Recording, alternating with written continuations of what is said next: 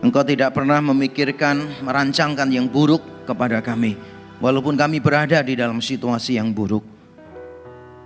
Kami bersyukur ya Tuhan, kami bisa melewati semuanya sampai hari ini. Entah berapa kali kami terhempas keras ke bawah. Tapi kami mendapati toh kami juga terhempas di tangan Tuhan yang lembut. Dan kami bersyukur untuk itu. Entah berapa kali kami gagal, kami jatuh begitu dalam. Tapi kami mendapati anugerah-Mu selalu lebih dalam daripada kegagalan kami. And that's the very reason that we can be here today. Kami bersyukur untuk itu. Dan sebentar kami akan menenangkan hati kami, meneduhkan pikiran kami. Roh Kudus tolonglah kami. Kiranya Roh-Mu bekerja, melampaui kata-kata hamba-Mu, melebihi apa yang mampu kami doakan atau pikirkan. Hamba-Mu berdoa kiranya Injil Yesus Kristus, kabar baik itu tentang kematian dan kebangkitannya, tentang penebusannya yang sempurna dan beranugerah, kiranya diberitakan sejelas-jelasnya di antara kami semua. Dan izinkan kami sekali lagi mengalami perjumpaan pribadi dengan Tuhan, perjumpaan yang akan mengubahkan hidup kami. Berbicaralah kepada kami ya Tuhan. Kami sungguh rindu mendengarkan firman-Mu. Semua yang siap mendengarkan firman Tuhan katakan amin, amin, amin. Silakan duduk kembali. Shalom semuanya. Ya, salam sejahtera dalam kasih Tuhan kita Yesus Kristus. Nah, saya sungguh bersyukur kepada Tuhan akhirnya bisa ada di tengah PD Victory. Sekali lagi terima kasih untuk Celi dan semua pengurus yang di tempat ini yang berbaik hati mengundang saya. Dan saya bersuka cita ketemu sahabat saya Ko Frans, wah worship leader andalan ya. Di mana-mana saya khotbah ada Ko Frans, sehingga saya seringkali bergurau, wah ini Ko Frans ini maha hadir. Di mana-mana ada, secara luar biasa, luar biasa. Nah, yang bagi Bapak Ibu Saudara yang belum kenal saya, nama saya adalah Yakob Trihandoko. Dan dari nama saya mudah ditebak ya, saya anak yang keberapa? Saya adalah anak yang keenam. Memang benar, saya anak yang keenam, tapi nama saya ada trinya, memang benar sekali. Jadi mama bapak saya punya 6 anak, 3 laki, 3 perempuan. Yang diberi nomor antrean itu cuma yang laki saja. Jadi saya anak ke-6, laki-laki nomor 3. Nama saya YTH, biasa dipanggil begitu oleh kaum millennials. Orang milenial itu kan selalu pakai nama gitu kan ya. Wah gitu. Kalau ditanya namanya siapa? JJ gitu. Wah keren banget. Kepanjangannya apa? Jerome Jamaluddin gitu. Ya tapi tetap JJ ya, karena kalau dibuat panjang kan kelihatannya kurang enak gitu kan ya. Nah, saya diberi nama YTH oleh orang-orang milenial dan saya bersyukur, saya suka singkatannya Saudara, karena ada hamba Tuhan yang lebih kaya daripada saya, yang lebih sukses daripada saya, tetapi saya satu-satunya yang terhumoris. Tema hari ini, thank you. Tema hari ini Saudara adalah tentang beyond enthusiasm. Beyond enthusiasm. Yang kalau diterjemahkan kurang lebih terjemahannya adalah selamat Imlek. Nah, beyond enthusiasm Saudara, saya yakin banyak di antara kita yang sering melihat orang itu sangat antusias sekali gitu. Sebentar ya, saya kasih pose yang enak karena lagi difoto. Nah, kita sering melihat orang sangat antusias, tapi pertanyaannya adalah seberapa lama mereka menjaga antusiasme mereka? Kalau di dalam peribahasa kita ada sebuah peribahasa yang bagus. Panas-panas wedang jahe. Bukan ya. Peribahasanya adalah panas-panas tai ayam. Pernah tahu itu? Siapa yang tahu panas-panas tai ayam di kelas atau di kampung? Karena ada bedanya Saudara ya.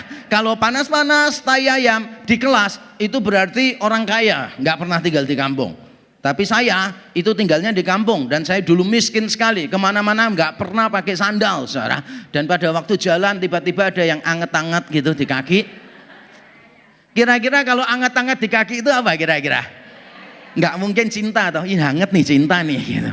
Nggak mungkin, udah tahu pasti itu tai ayam. Tapi orang Indonesia itu ya luar biasa Saudara, kreatifnya.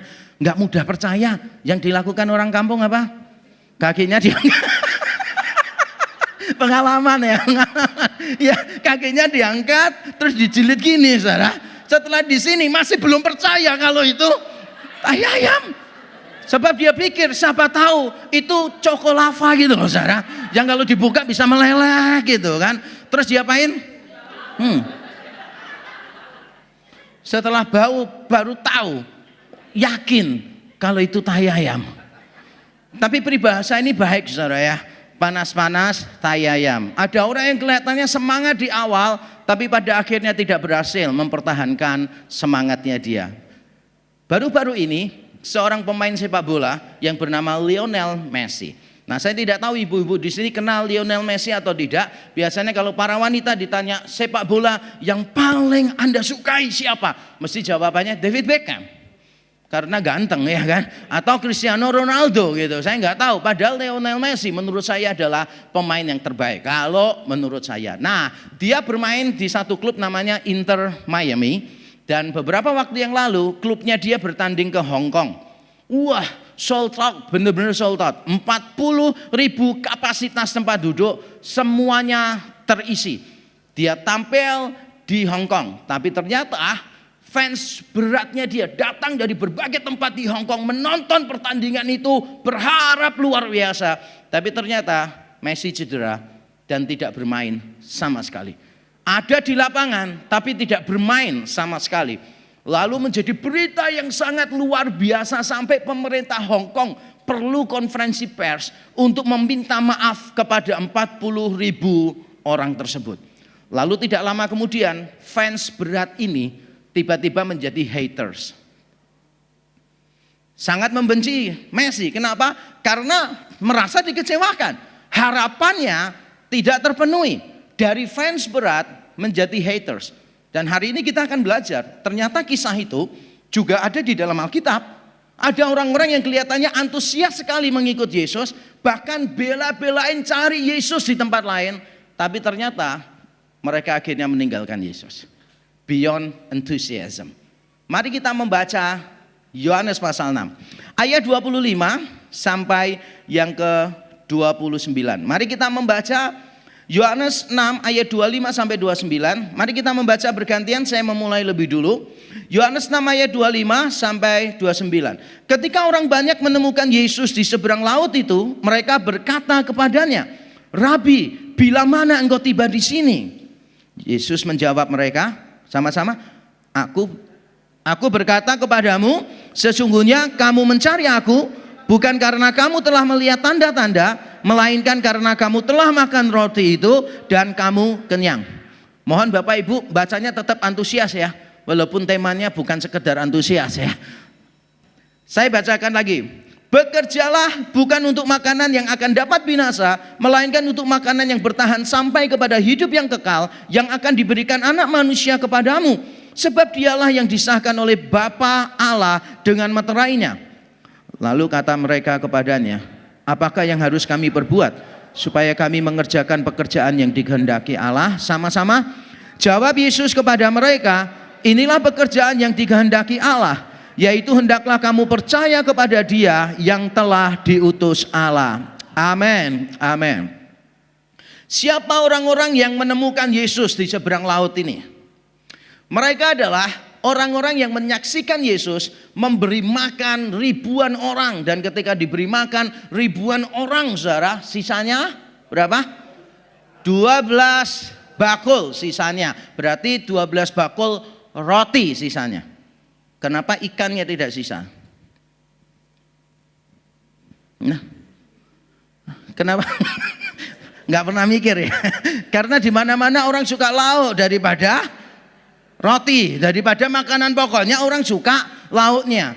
Bukan itu jawabannya. Mengapa sisanya itu roti bukan ikan? Karena yang makan bukan orang Indonesia. Kalau orang Indonesia itu berarti kan ya nasinya banyak gitu kan ya. Ikannya cuma satu itu kan, makannya 2 kali nasi, 1 kali lauk, bener ya? Rasanya belum pernah miskin ya orang-orang di sini ya. Kalau pernah miskin seperti saya pasti ngerti tuh maksudnya apa. Saya dulu saudara emping manis pedes itu loh yang dihancur-hancurin gitu kan. Terus diplastiki kecil-kecil. Dan dulu plastikannya itu anak-anak muda perlu tahu cara melastikinnya dulu bagaimana. Nyalakan lilin ya kan. Terus muter gini, bener ya. Nyalakan lilin muter gini kan. Yang nggak bisa memahami cerita saya, don't worry, bersyukur. Berarti dari keluarga yang kaya raya. Yang bisa relate kepada saya jangan malu ya untuk tertawa ya. Ini joke ekonomi lemah ini hanya bisa dipahami oleh orang-orang yang beruntung saja, saudara. Saya makannya itu dan 1 emping itu, saudara, saya bisa makan untuk 3 kali loh, saudara. Dibagi. Hampir tiap hari, tiap kali bisa makan. Belinya emping, kenapa? Paling murah. Makanya setelah saya jadi hamba Tuhan, saya cek darah, asam urat. Itu kenang-kenangan, saudara, kenang-kenangan. Orang-orang ini makan melihat mujizat Yesus yang luar biasa. Lalu dikatakan di pasal 6 ayat yang ke-15, mereka memaksa Yesus jadi raja. Wow, keren banget. Mereka memaksa Yesus, ayo Yesus jadi raja atas kami. Wah, keren banget. Ayo Yesus jadi raja tanpa perdebatan dengan calon lain. Ayo jadi raja tanpa kampanye. Kapan lagi, bener gak sih? Kapan lagi gitu kan. Mereka berpikir gini, wah ikut Yesus aja nih, enak nih gitu kan. Ini dapat makan gratis setiap hari nih gitu kan. Harapannya gitu. Ketika Yesus tidak mau, Yesus itu melarikan diri dari mereka. Lalu mereka bingung, loh Yesus di mana kok tidak ada? Yang dilakukan mereka bukan gini, ya sudahlah kita cari raja lain aja. Oh capres bukan cuma dia gitu. Enggak loh saudara. Ternyata mereka itu cari info, Yesus kemana, Yesus kemana. Terus dikasih tahu, Yesus sudah menyeberang lautan, menyeberang danau itu, pergi ke sana. Mereka enggak kalah semangat loh saudara. Mereka langsung cari perahu, menyeberangi lautan untuk menemui Yesus. Dan pada waktu mereka menemui Yesus, mereka bertanya begini, Rabi, bila mana engkau tiba di sini? Wah, pertanyaan ini saya tidak tahu sungguh-sungguh tanya kapan datangnya, atau mereka hanya mau pamer saja. Rabi, kita ini ngikut engkau dari sono nih gitu kan. Sampai sekarang masih ikut engkau nih gitu kan. Wah luar biasa saudara, kemana-mana ikut. Saya bersyukur di cabang yang baru di gereja kami yang di RGM, itu ada beberapa jemaat yang rutin datang walaupun dari luar kota saudara. Ada yang datang dari Malang, ada yang datang dari Pare Kediri, ada beberapa yang 2 minggu sekali datang dari Probolinggo dan sebagainya. Wow, haus banget untuk menerima firman Tuhan. Nah bayangkan Yesus saudara, Yesus kemana saja diikuti terus gitu. Karena ajaran Yesus jauh lebih baik daripada ajaran saya. Walaupun saya yakin saya lebih lucu dari Yesus. Cari Yesus, tanya, seolah-olah mungkin mau pamer. Kita ini loh sudah nyebrangi, makanya kita tahu kamu pergi. Kapan kamu tiba di sini? Tapi Yesus tidak jawab loh. Yesus tuh sering kali gitu ya. Kalau ditanya jawabannya kadang tidak nyambung. Saudara. Bila mana kamu datang di sini, harusnya jawabannya apa? Jam sekian, tadi pagi gitu kan. Jawabannya Yesus itu tidak nyambung sering kali kalau ditanya. Karena Yesus lebih peduli bukan menjawab pertanyaan, tetapi mengungkapkan perasaan orang. Mengungkapkan apa yang ada dalam hati orang. Karena pertanyaan itu sebetulnya menunjukkan isi hati seseorang. Kita ini kalau berkomunikasi perlu tahu, satu kalimat itu jangan dilihat kalimatnya saja secara linguistik, tapi juga harus dilihat maksudnya apa. Contoh, istri saya ngomong gini, "Pak, air di galon habis." Tidak mungkin saya bilang gini, terima kasih untuk informasinya. Kenapa? Karena itu maksudnya bukan informasi ya kan, benar gak sih? Itu maksudnya adalah permintaan tolong. Nih bapak-bapak ada di sini beberapa, saya kasih tahu. Kalau perempuan berkata-kata, itu artinya mereka sedang bersabda, ngerti? Harus lebih peka. Maksudnya apa gitu kan ya? Misalnya nih, kalau saya dengan istri saya ini sudah kenal baik kan, karena udah lama nikah. Jadi kadang-kala saya juga begitu kepada dia. Kadang saya ngomong gini, ada mangkok kecil nggak ya? Itu pertanyaan atau permintaan tolong? Permintaan tolong, tapi kan nadanya pertanyaan. Yang paling penting itu kan menguak di balik pertanyaan itu apa sebetulnya. Yesus nggak peduli dengan pertanyaannya dulu. Yesus peduli dengan mengapa engkau bertanya. Saya kasih contoh lah supaya kita paham. Saya ini sering seminar kemana-mana tentang apologetika. Apologetika itu gini, bagaimana memberikan penjelasan yang rasional tentang iman Kristen. Misalnya nih, kalau ada orang bertanya, satu Allah kok banyak agama? Bagaimana kita bisa memastikan mana yang lebih baik, mana yang benar? Atau mana ayatnya Yesus berkata, akulah Tuhan, sembahlah aku. Mana ayatnya? Nah, pertanyaan-pertanyaan rumit seperti itu sudah menjadi kutukan di dalam hidup saya. Jadi saya mau melayani orang-orang yang bertanya. Kenapa? Waktu saya dulu muda, saya meninggalkan kekristenan, jadi ateis. Karena saya bertanya, tidak ada jawaban. Ketika saya bertanya, malah saya diomongi, jangan banyak tanya, nanti kamu sesat. Loh, justru karena kamu nggak jawab, saya sesat. Harusnya kan malu bertanya sesat di jalan. Tapi pengalaman saya, banyak bertanya dianggap sesat. Nah, suatu ketika saya membahas seminar tentang the problem of evil. Kalau memang Allah itu baik, mengapa ada kejahatan, ada penderitaan di muka bumi? Wah, diundang di kampus, semuanya mahasiswa. Wah, gampang penjelasannya. Karena saya jelaskan secara apa? Secara filosofi seperti ini. Relatively gampang. Karena saya tahu motivasi pertanyaannya cuma ingin tahu. Cuma kepengen tahu aja bagaimana Allah dan penderitaan, Allah dan kejahatan bisa koeksis, bisa ada bersama-sama.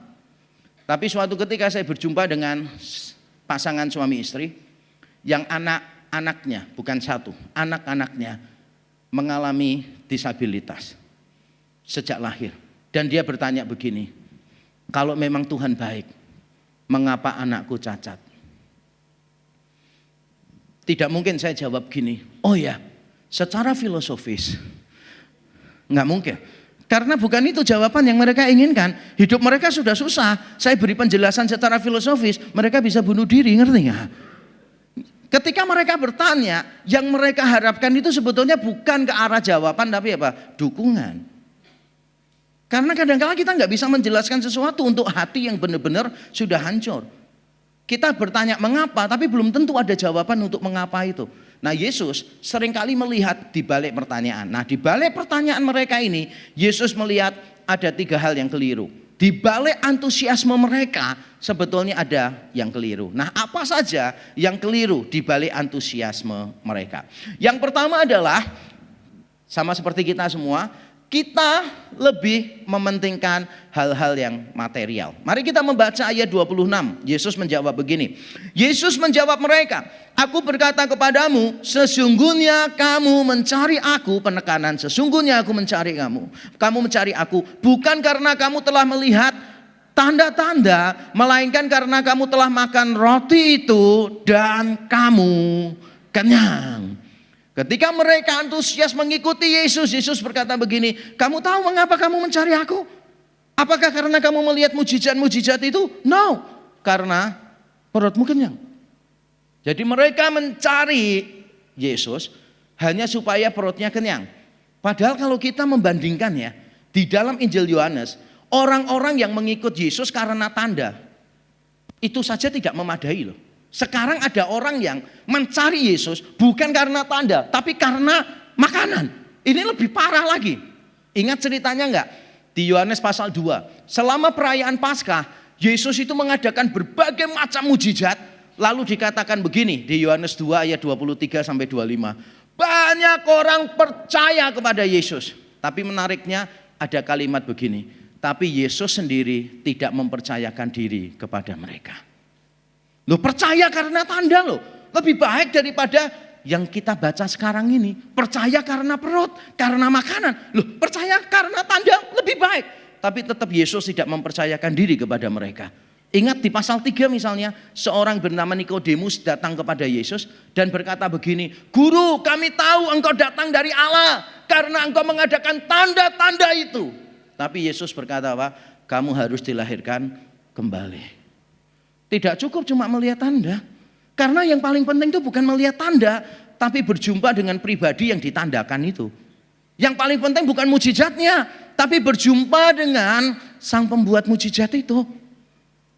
Kalau kita misalnya sakit, terus di tengah jalan ada tanda lampu lalu lintas. Rambu lalu lintas tempat tidur. Itu tandanya apa? Di sekitar situ ada rumah sakit. Kalau kita sakit, coba deh, dicoba ya. Kalau ada anggota keluarga sakit, nggak punya duit, taruh di bawah rambu-rambu itu. Besok pagi baru dijemput. Kita akan nganggep konyol banget sih.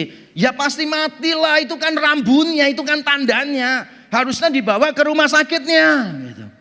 Tapi berapa banyak orang Kristen yang mencari mujizat lebih daripada mencari Tuhan. Ada berapa banyak orang Kristen yang demennya itu mujizat, mujizat, mujizat. Dan bukan persekutuan yang intim dengan Tuhan. Ada berapa banyak orang Kristen yang modelnya seperti itu, saudara. Pokoknya cari mujizat. Ingat peristiwa perempuan yang pendarahan 12 tahun itu. Pada waktu dia menjamah jubah Yesus. Sudah sembuh atau belum? Saat memegang sudah sembuh? Sudah. Dan Yesus itu sedang perjalanan darurat menuju rumahnya Yairus. Anaknya Yairus sakit keras, benar ya. Jadi Yesus jalan cepat-cepat. Perempuan pegang jubahnya dia, terus sembuh. Kalau saya jadi Yesus, ini Petrus itu aja di depan sudah ngomong uing uing uing uing uing gitu kan ya. Saya nggak akan waktu untuk berhenti dan tanya, siapa yang jamah jubahku? Wong sudah sembuh loh perempuannya loh. Ya harusnya Yesus biarin aja, wong sudah sembuh. She got what she wanted. Ya sudah, dapat mujizat, ya sudah Yesus pergi. Tapi tidak loh. Kenapa Yesus berhenti? Karena Yesus mau mengajarkan bahwa yang paling penting itu bukan menerima kuasa Tuhan, tetapi menerima Tuhan sendiri. Mengalami perjumpaan dengan Tuhan itu yang penting. Tapi sekarang banyak orang Kristen, saudara, cari Tuhan kelihatannya antusias. Yang dicari itu hal-hal yang material begitu, saudara. Makanan, untuk perut dan sebagainya. Maka di mana-mana saya ngomong gini, orang Kristen itu walaupun tiap minggu ke gereja, mentalitasnya Gunung Kawi. Yang setuju katakan amin. Melayani supaya diberkati, memberi persembahan supaya diberkati. Coba ya, coba gini. Banyak berdoa, banyak, sedikit berdoa, sedikit berkat. Tidak berdoa, tidak dapat berkat. Jadi berdoa karena bahaya nggak? Nggak bahaya tak ini. Berdoa itu karena kita menikmati dong hubungan sama Tuhan. Berdoa kok cuma minta berkat, berdoa cuma minta berkat. Itu bagaimana perasaan saudara kalau ada teman tiap kali ketemu saudara selalu pinjam duit? Ngerti nggak maksudnya? Sampai gini, aku pinjam duit dong untuk pegangan. Sering nggak orang ngomong gitu? Kalau orang kayak gitu, kasih aja 500 rupiah. Nih, pegang. Tanya, butuh apa tadi? Duit. Nah itu 500 duit nggak? Duit. Untuk apa duitnya? Untuk pegangan. Sekarang kamu pegang nggak? Pegang. Ya udah. Jengkel nggak sih? Tiap kali orang ketemu kita minta, ketemu kita minta. Bahkan tujuan ketemu itu cuma minta. Halo. Bukankah begitu kekristenan? Memberi persembahan aja modelnya kayak gitu kok saudara. Banyak orang Kristen kalau masukin uang ke persembahan dulu, wah pakai kalimat mantra. 4 kali 4 sama dengan 16. Tidak sempat, Tuhan wajib membalas. Ayo bener nggak? Ayo. Itu namanya saudara membangun relasi atau melakukan transaksi? Saudara melakukan transaksi itu. Kalau saudara mau melakukan transaksi dengan Tuhan, percayalah saudara itu kolaps bangkrut dari awal. Kenapa? Yesus bawa salibnya di depan saudara dan dia bertanya, wani piro? Ngerti? Gak cukup cuma orang Kristen yang antusias. Karena seringkali orang yang antusias, pertama kesalahannya adalah mementingkan hal-hal yang sifatnya material saja.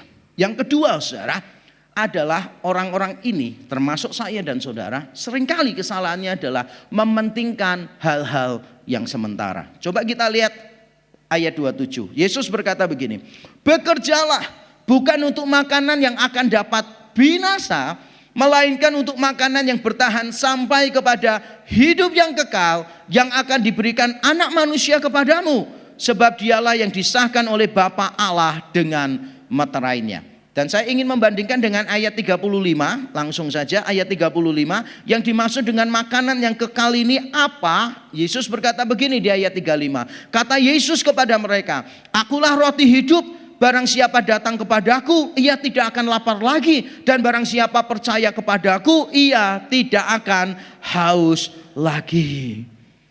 Saudara, orang-orang ini carinya apa? Carinya adalah roti yang material itu. Roti yang sifatnya sementara. Walaupun sisa 12 bakul, tapi sebentar lagi juga akan habis kok. Yesus menawarkan yang lebih baik, yaitu yang lebih kekal. Yesus menawarkan dirinya sendiri. Mau enggak? Kamu tuh tak kasih diriku loh. Aku ini roti hidup. Tapi kita seringkali berkata kepada Tuhan gini, Tuhan, aku enggak mau kamu kok. Aku cuma butuh berkat-berkat-Mu aja. Bagaimana kita bisa tahu bahwa kita itu lebih mencintai Tuhan daripada mencintai berkat-berkat-Nya? Yaitu kalau kita sedang kehilangan berkat-berkat-Nya. Pada waktu pandemi kemarin, banyak di antara kita yang kehilangan banyak hal. Berkat Tuhan seolah-olah lenyap dari hidup kita. Siapa yang tetap bisa bernyanyi, Christ is enough for me? Siapa yang tetap bisa bernyanyi, haleluya, all I have is Christ. Selama aku punya Tuhan, tidak masalah. Siapa yang masih berani berkata, sekalipun dagingku dan hatiku habis lenyap, gunung batuku dan bagianku, tetaplah Allah selama-lamanya. Mau saya nyanyikan satu lagu atau satu album sekalian?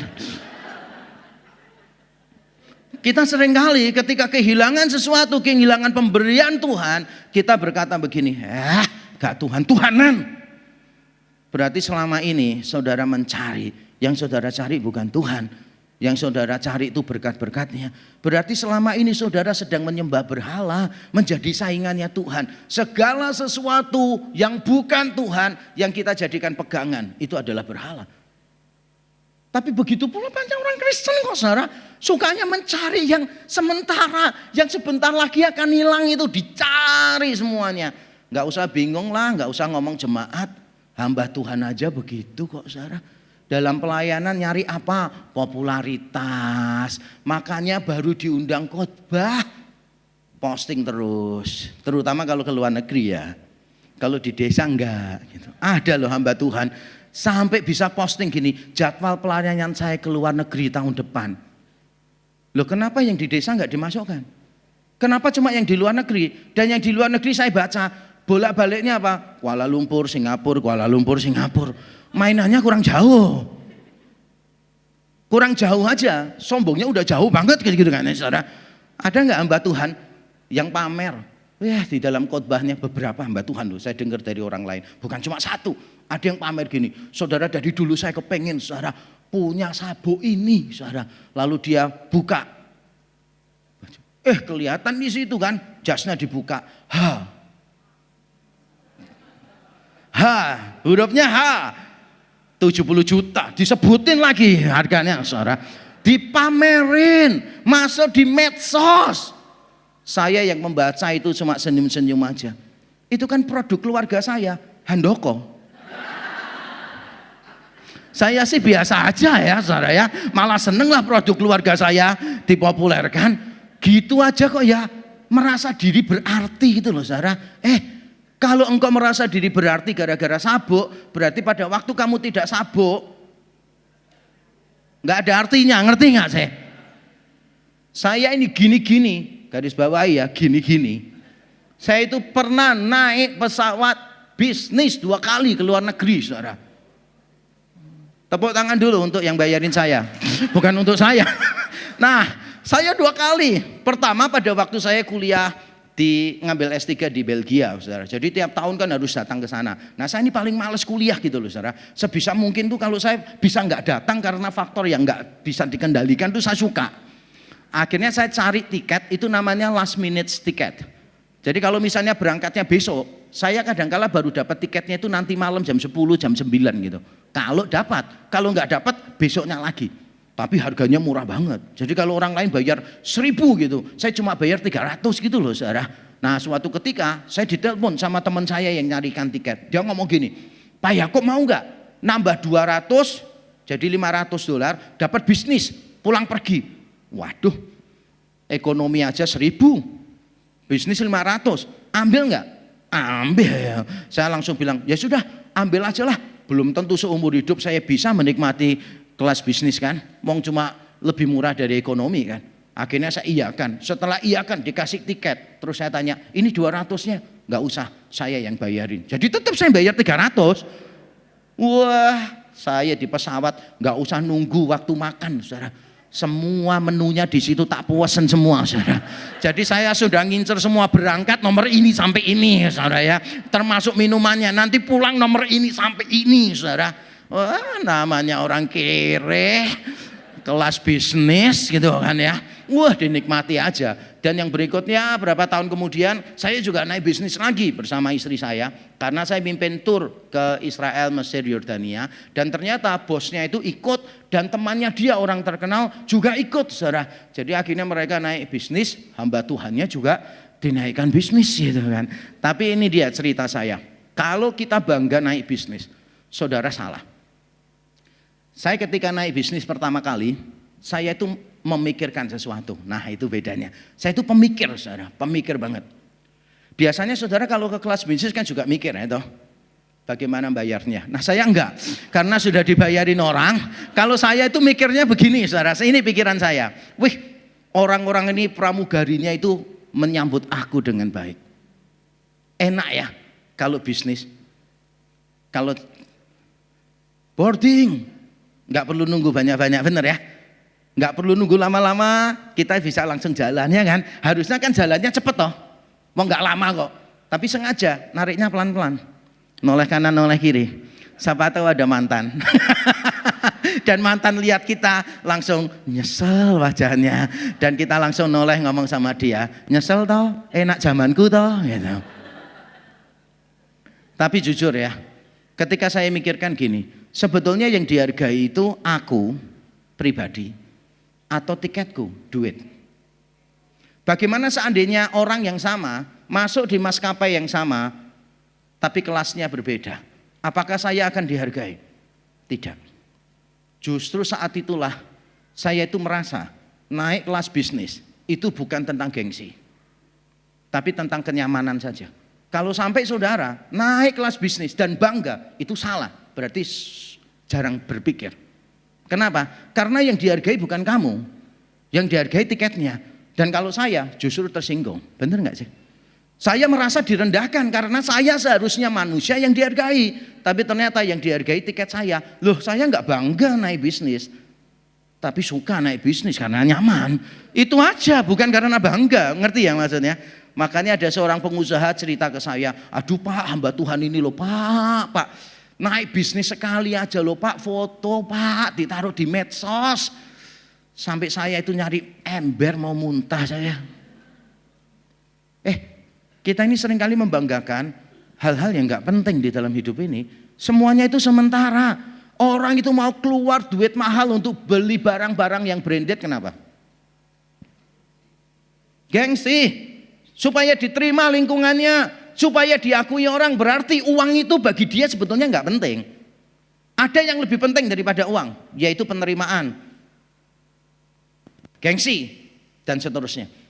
Kita ini sebetulnya jujur ya, sadar kok. Yang paling penting dalam hidup kita itu bukan yang material, tetapi yang non material.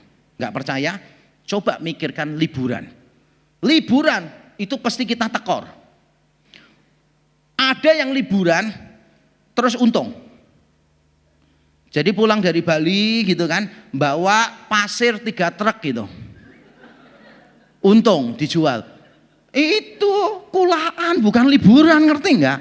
Setiap kali kita liburan itu mesti rugi, keluar duit banyak. Saya barusan anak-anak saya yang 2 di Amerika pulang semuanya. 1 minggu mereka overlapping waktunya. Saya dengan istri dengan mereka putuskan, ayo sudah liburan bareng, karena anak saya nomor 1 sebentar lagi juga akan menikah kan, tinggal di Amerika. Jadi saya bilang, oke, satu keluarga liburan aja deh gitu.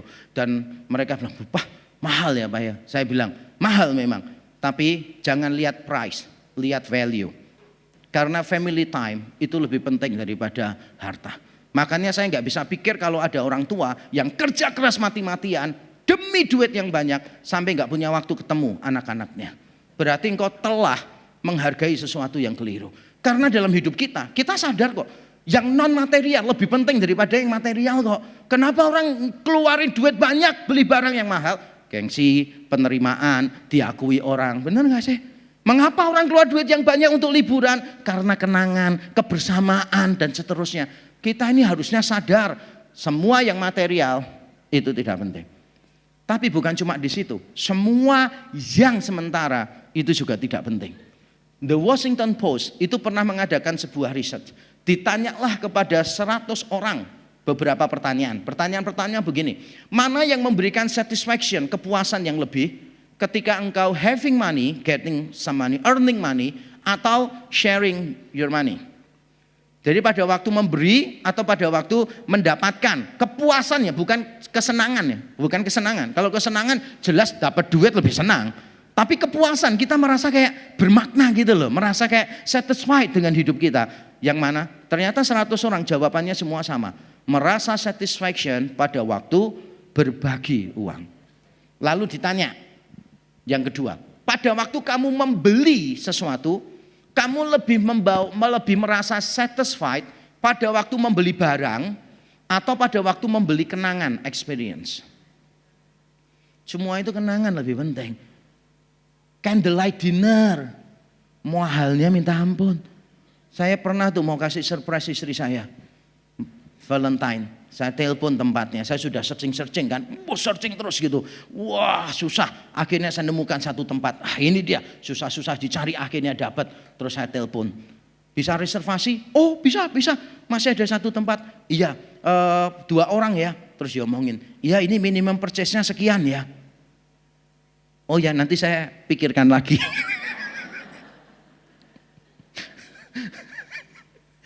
Terus saya kasih tahu istri saya, yang penting itu cinta, bukan harta.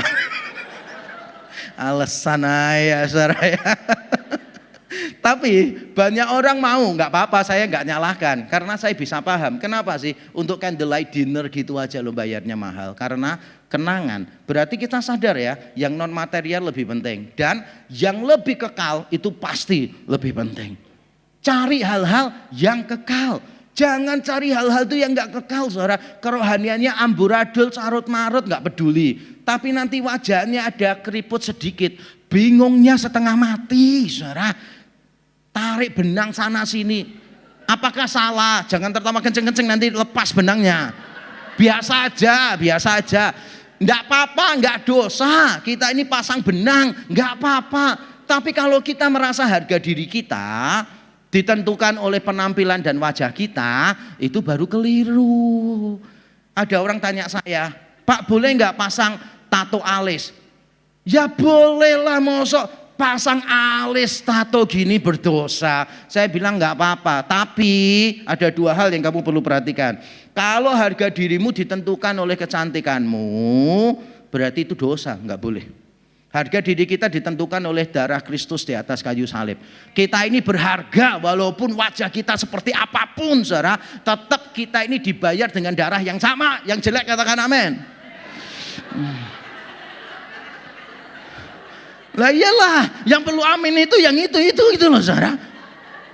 Yang kedua, kalau mau tato alis, saya kasih tahu, kalau kamu mau tato alis, kamu harus berpikir futuris.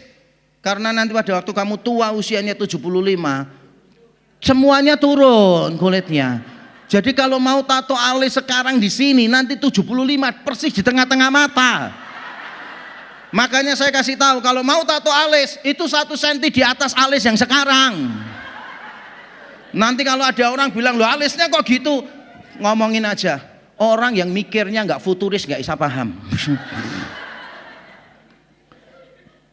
Nggak apa-apa, saudara dandan mau perempuan kok, ya kan? Nggak apa-apa. Tapi poin saya adalah begini, kita semua harus sadar bahwa sooner or later, semua yang kita banggakan sekarang, semua akan hilang dari hidup kita kok saudara.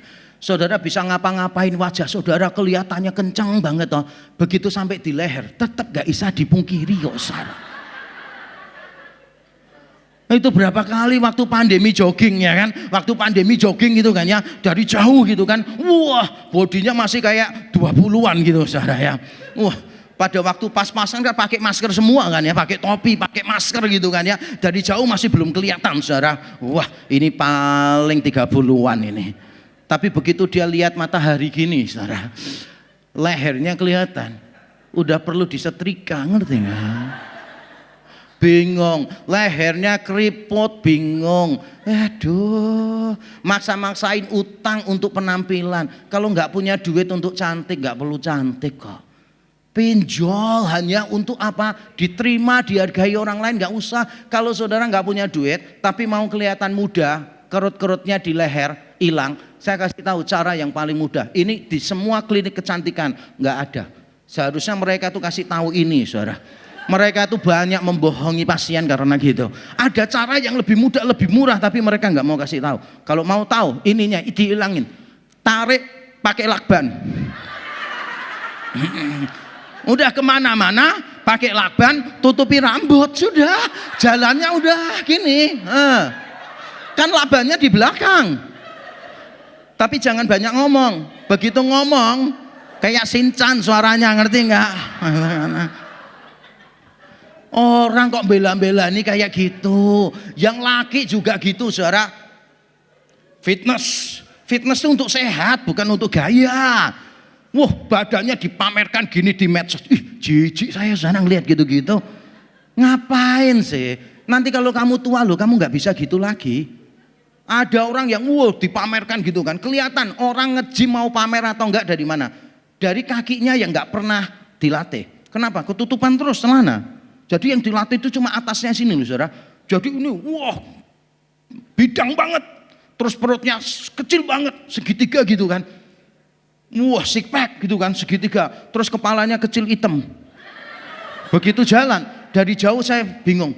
Ini orang atau botol parfum ya? Gitu. Apa sih yang paling penting dalam hidup kita yang akan kita punyai sampai mati? Nggak ada kok. Duit kita nanti kehilangan juga. Semua yang ada pada kita akan terlepas dari tangan kita. Pertanyaannya saudara mau latihan melepas sekarang atau nanti tiba-tiba melepas dan saudara tidak bisa menahan. Sudahlah, jangan cari yang sementara. Popularitas sementara. Saya ngomong kepada rekan-rekan hamba Tuhan. Tidak peduli seberapapun kita populer. In the next 20 years, people will forget our name. Nggak peduli kita berjasa sebesar apapun untuk satu gereja, tetap orang akan melupakan kita. Jadi fokusnya pada yang non material, fokusnya pada yang kekal. Dan yang terakhir saudara, orang yang cuma punya antusias tapi tidak lebih dari itu, kesalahannya bukan cuma mencari hal-hal yang material, mencari hal-hal yang sementara, tetapi juga mengandalkan usaha manusia. Mari kita membaca ayat 27 tadi saudara. Ada ayat yang bagus sekali.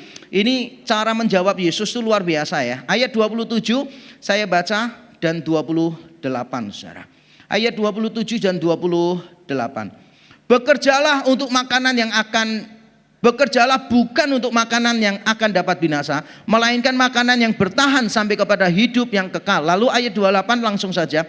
Lalu kata mereka kepadanya, apakah yang harus kami perbuat? Apa yang harus kami kerjakan? Supaya kami mengerjakan pekerjaan yang dikehendaki Allah. Ayat 29 baca sama-sama. Jawab Yesus kepada mereka, inilah pekerjaan yang dikehendaki Allah, yaitu hendaklah kamu percaya kepada Dia yang telah diutus Allah. Pertama kali saya kaget karena Yesus berkata begini, bekerjalah. Berarti kan usaha manusia. Makanya tidak heran orang banyak bertanya, apa yang harus kami lakukan supaya kami mengerjakan pekerjaan Allah. Tapi ayat 29-nya Yesus berkata begini, percayalah. Loh percaya itu pekerjaan atau bukan? Bukan. Saudara bisa beriman kepada Tuhan, yang beriman saudara.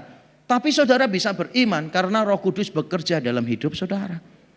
Saudara itu beriman bukan usaha saudara. Jadi saudara jangan membanggakan iman saudara. Jangan ngomong sama Tuhan gini, aku diselamatkan ini, aku juga punya peranan lah Tuhan. Kamu mau ngotot menyelamatkan, kalau aku nggak mau, kamu mau apa? Itu konyol sih. Itu orang gila sungguhan. Bayangkannya gini deh. Saudara itu jatuh ke air. ke laut nggak bisa apa-apa, sebentar lagi mau mati.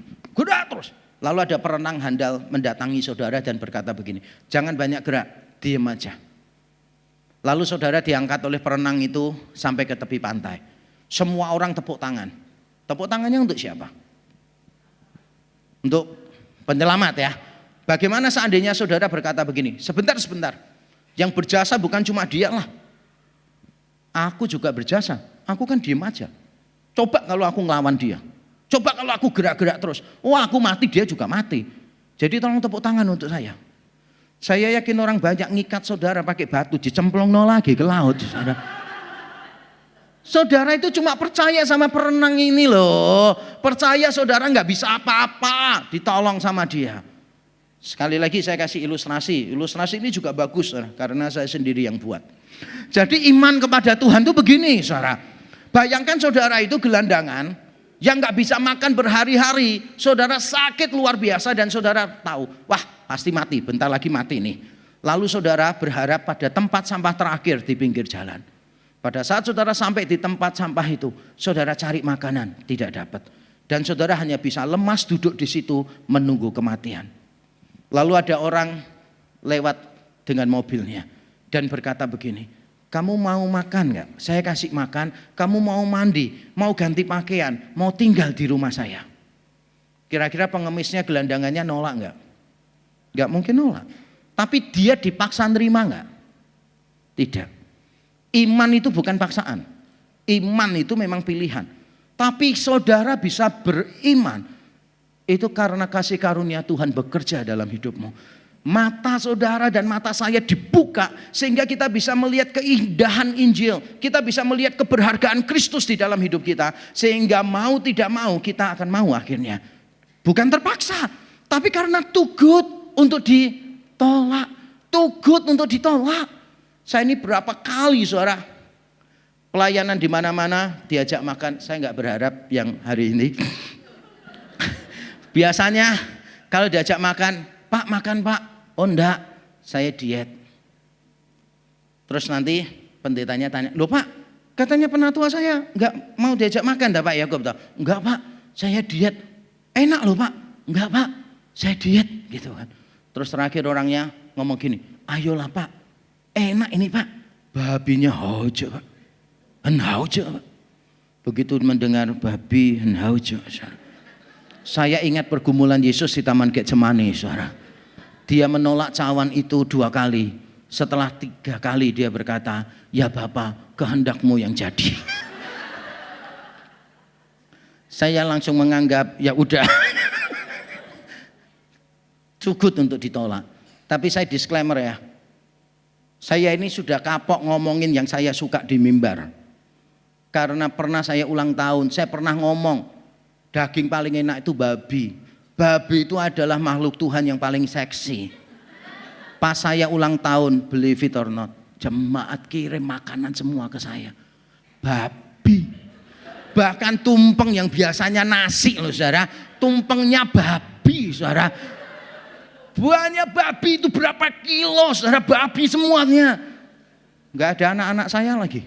Jadi saya makan sendiri, istri saya gak bisa makan babi.